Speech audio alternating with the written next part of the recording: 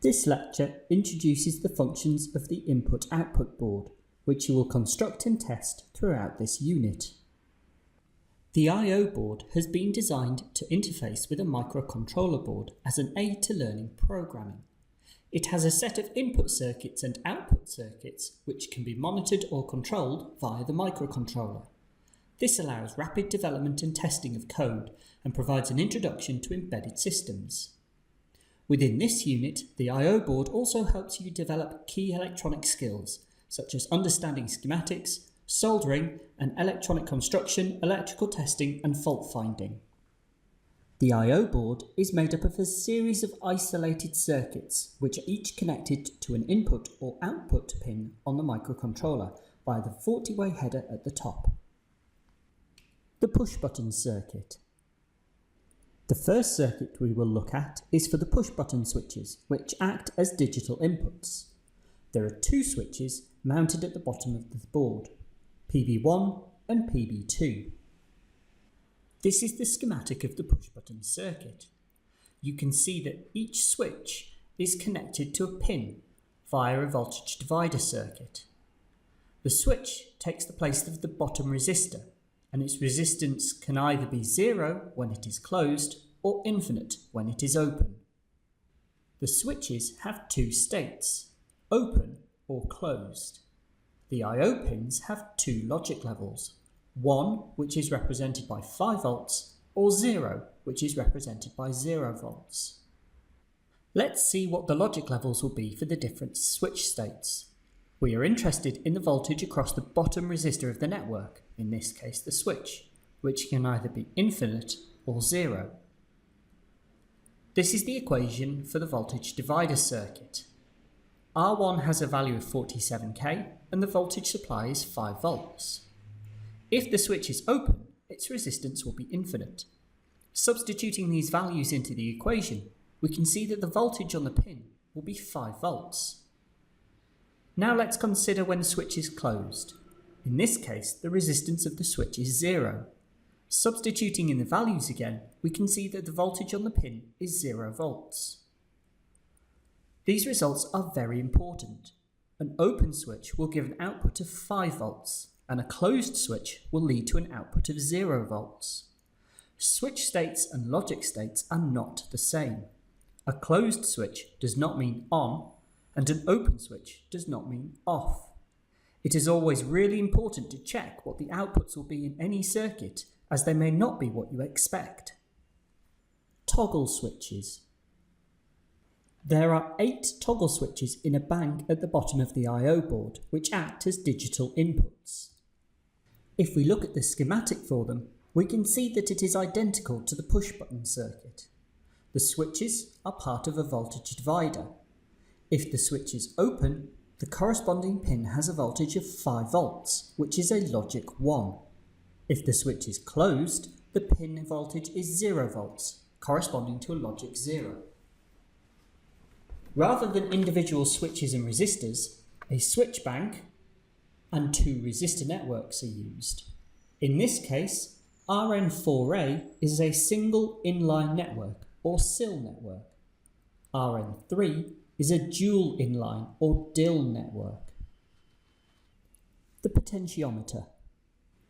Pin 18 of the header is connected to a potentiometer circuit, which acts as an analog input. A potentiometer is a resistor with 3 terminals, one at either end and one in the middle.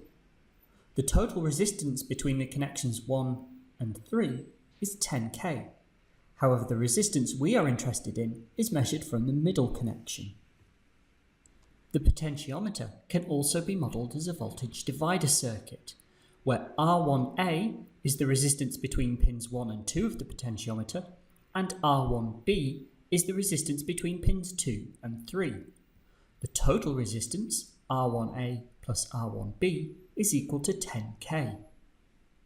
The voltage on the pin will vary from 0 volts to 5 volts depending on the position of pin 2 of the potentiometer.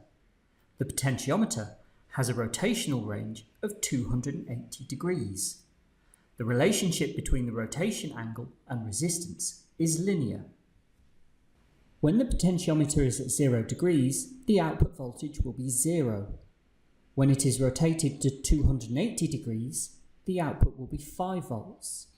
When it is rotated halfway, it will be 2.5 volts.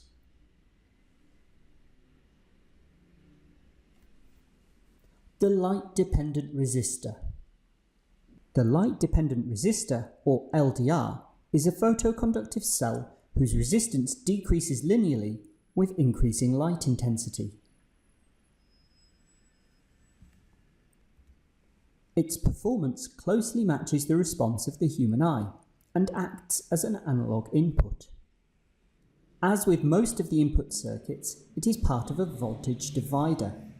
This time, however, it is in the position of R1 rather than R2.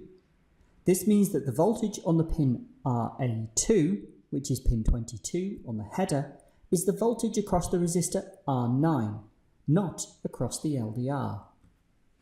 In this unit, we will work on the basis that all voltage measurements will be referenced to 0 volts. If we want to find out the resistance of the LDR, we need to calculate it. As we will cover in the electrical testing video, measuring resistance values when the component is soldered into a circuit is not reliable and should be avoided. If we measure the voltage on the pin, we are measuring the voltage VR9. We will ignore the current limiting resistor R12 for reasons discussed in the electrical testing video. Knowing VR9 and the value of R9, we can use Ohm's law to calculate the current IR9. The LDR and R9 are in series with each other, so ILDR is equal to IR9. As they are in series, the voltage across the LDR is 5 volts minus the voltage across R9.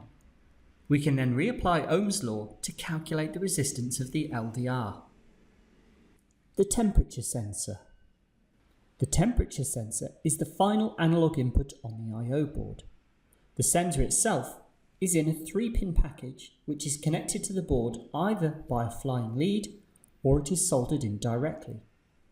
As you increase the temperature, the voltage will increase. If you look at the datasheet, you can see what each of the pins should be connected to. The sensor has an operating range of -40 degrees Celsius to +100 degrees Celsius, with an uncalibrated accuracy of ±2 degrees Celsius. The response of the sensor is linear. The voltage measured on the pin 20 of the header can be converted to a temperature using the formula found on the datasheet. LEDs. The I/O board has 3 sets of output circuits. These circuits receive an input signal from the microcontroller and provide either an audible or visual output. The first set of digital outputs are the individual LEDs.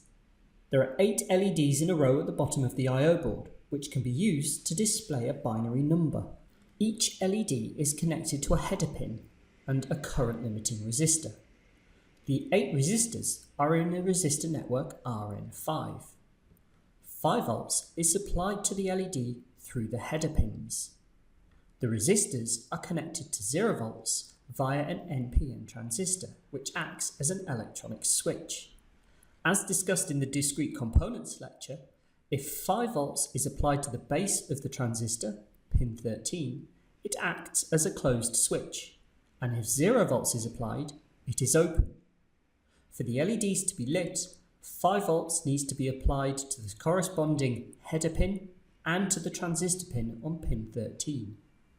The resistor network is a SIL package, which means that one side of the resistors are connected to a common pin, in this case, pin 1. Pin 1 is connected to the transistor. This means that none of the LEDs can be lit without turning the transistor on. If 5 volts is removed from pin 13, none of the transistors will be active. 7-segment displays. The second digital visual output comes from the 2 7-segment displays. These displays are made up of 7 individual LEDs arranged in a figure of 8 pattern, and an 8th LED which acts as a decimal point. By turning the individual LEDs on in different patterns, you can make any of the numbers from 0 to 9, as well as the letters A to F. This also allows the display of hex numbers. The underlying circuit is the same as for the individual LEDs.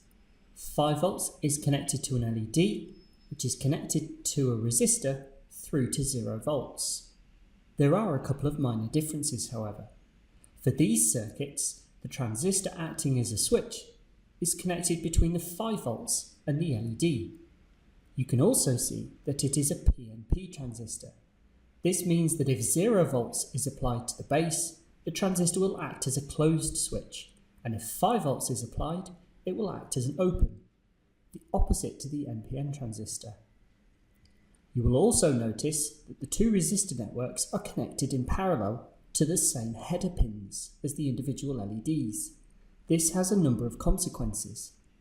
Firstly, if we follow the flow of current from the 5 volts through the transistor, assuming 0 volts has been applied, through the LEDs and the resistors, we will need to connect the header pins to 0 volts to complete the circuit. If you remember, to turn the individual LEDs on, we need to connect 5 volts to the header pins. For the 7-segment displays, we require 0 volts. This means that you can't have the LEDs and the 7-segment displays turned on at the same time. As both displays are connected to the same header pins, they will both display the same numbers. The only control is whether we have a display on or off through the transistor switches. During the second semester, you will learn how to make it appear as if different numbers are displayed on each segment, using a process called multiplexing.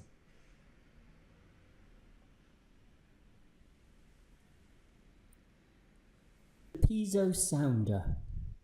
The final analog output circuit is the Piezo Sounder. Piezo Sounder is a piezoelectric device which, when connected to a signal generator, will emit a sound.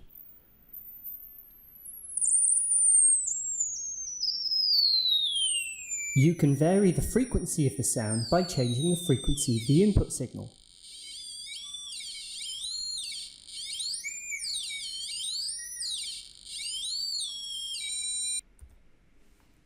You can use the microcontroller to generate input signals so that you can play tunes on it.